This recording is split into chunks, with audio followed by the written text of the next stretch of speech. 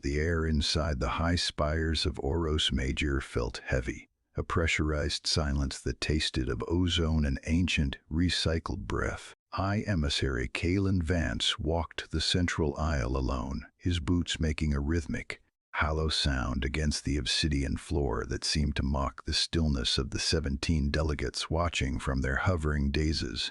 He stopped at the center mark, his fingers brushing the cool, matte surface of the logic slate tucked beneath his arm. A small smudge of oil from a technician's thumb marred the corner of the device's screen, a mundane imperfection that seemed absurdly loud in a room built on the aesthetics of perfection. High above, Archiversier Vor leaned forward, his multi-jointed neck extending as his bioluminescent crest pulsed a sharp, rhythmic amber of formal accusation. The Archoverser's voice echoed through the chamber, a sound like grinding stones translated into the Solus Chord dialect. He spoke of Council Directive 7 Theta, of the sacred treaties that humanity had signed when they were first designated a protected species, and finally, of the illegal mass accelerators detected orbiting the moons of terra firma. Vance did not look up immediately, his gaze fixed on that small oil smudge on his slate. He knew that what he was about to say would change the trajectory of every soul in the Solus Core. You might think you know how a room like this reacts when the status quo shatters. You would be wrong. Stay with me, because the silence that follows is the part that actually matters. Vance finally looked up, his expression as flat and unreadable as the obsidian floor beneath him. He admitted it without a tremor in his voice, stating clearly that humanity had deployed 17 Iron Rain platforms 4 years ago. The reaction was instantaneous. Envoy Sewell, a Xyrelian whose gaseous body began to condense into a dense, vibrating sphere of emerald mist within his containment suit, hissed a translation of pure contempt. To the hegemony, these mass drivers were the toys of a primitive mind.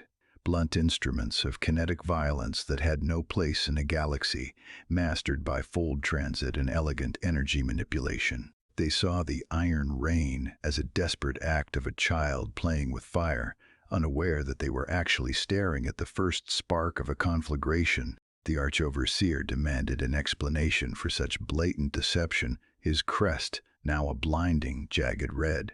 Vance felt a sudden, sharp spike of irritation that had nothing to do with the charges. He was thinking about his transport's docking fees and the fact that the tea in the embassy had been lukewarm for 3 days. It was a professional bias, perhaps, but he had spent too many years listening to the slow, melodic bureaucracy of Oros Major, while people on the frontier were dying. He started to explain the necessity of the Solis Corps' independent defense when Sewell's translator cut him off with a shrill, digital screech. The envoy was ranting about the protected status of terra firma, a term that made Vance's jaw tighten until his teeth ached. "We are your shepherds," Sewell's voice crackled through the containment speakers. "A war does not build a mass driver without the permission of its guardian emissary. It is a violation of the very mathematics that govern our coexistence." Vance didn't flinch, even as several delegates' platforms drifted closer, their biological scents cloyingly sweet like rotting fruit filling his nostrils. He simply adjusted the logic slate. The mathematics of the hegemony were beautiful, he thought, but they were also theoretical. They hadn't lived through the siege. Mathematics, Vance repeated, the word sounding brittle. "We should talk about the mathematics of Aegis Outpost." He began to input a command into the slate, his fingers moving with a practiced clinical detachment.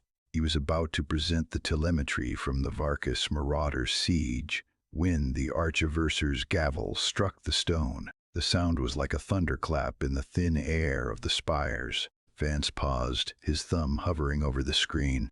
He realized that none of them were breathing, or at least the specific rhythmic clicking of the crystalline delegates had stopped entirely. Vance let the echo of the gavel die. It took nearly 10 seconds. He used that time to count the ventilation grates in the ceiling, a habit from his time in the tactical bunkers. 32. One was slightly askew. Maintenance really ought to look at that. He cleared his throat and tapped the logic slate, projecting a scrolling list of dates onto the central air display. 341 days, Vance said. The words were flat, devoid of the theatrical grief the hegemony expected. That is how long Aegis Outpost signaled for hegemony intervention, while the Varkas marauders systematically dismantled our orbital infrastructure.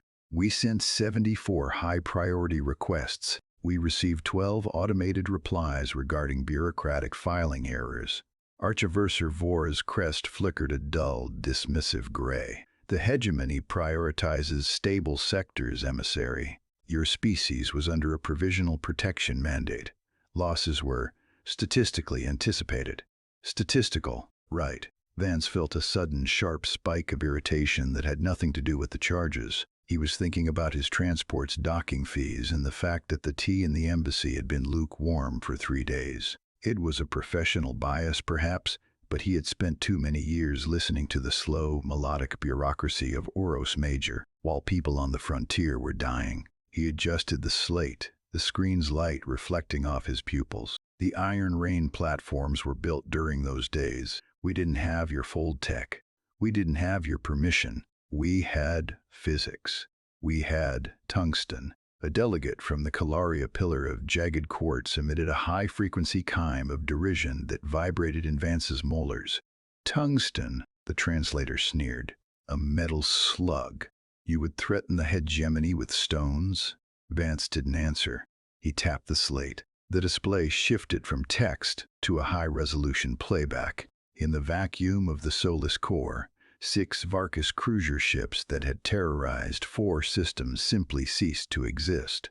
There were no beams, no explosions, just a sudden, violent transformation from functional vessels into expanding clouds of glittering debris. The tungsten slugs, accelerated to 0.4c, had hit with the energy of tactical nukes. Mathematics.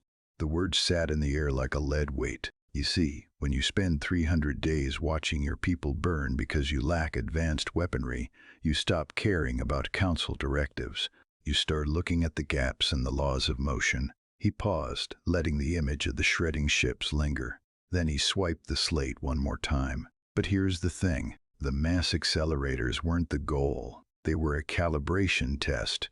To move a slug at those speeds, we had to solve the problem of instantaneous inertia. We had to learn how to fold space without the massive energy signature your engines produce. I need to start that sentence over. We didn't fold it. We deleted the distance.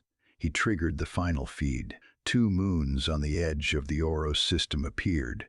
A cargo container sat on one. A second later, without a flicker of light or a ripple in the gravity well, it was on the other. The hegemony ships used fold transit that required massive gate structures and minutes of calculation. But the feed on the logic slate showed humanity had bypassed the need for infrastructure entirely, moving matter across a planetary distance with the same ease one might use to send a text message. The Arch-Overseer's crest didn't turn red. It went white, absolute, blinding white. The Kalari delegate's crystalline structure emitted a discordant, grinding hum as its internal lattice began to fracture under the sudden stress of the realization. The Iron Rain is outlawed, Vor hissed, but the voice was thin. So is unprovoked negligence, Vance replied. Go ahead and vote on the sanctions. I am curious to see who you will send to enforce them. Vance retrieved the logic slate, the glass warm against his palm from the processor's exertion. He turned his back on the 17 gods of the galaxy and began the long walk toward the exit. The obsidian floor felt different now, less like a tomb and more like a stage. He didn't look back to see if they were following. He just thought about the tea waiting for him at the embassy. He hoped it was finally hot. The high spires remained silent, a massive hollow crown of glass and ego.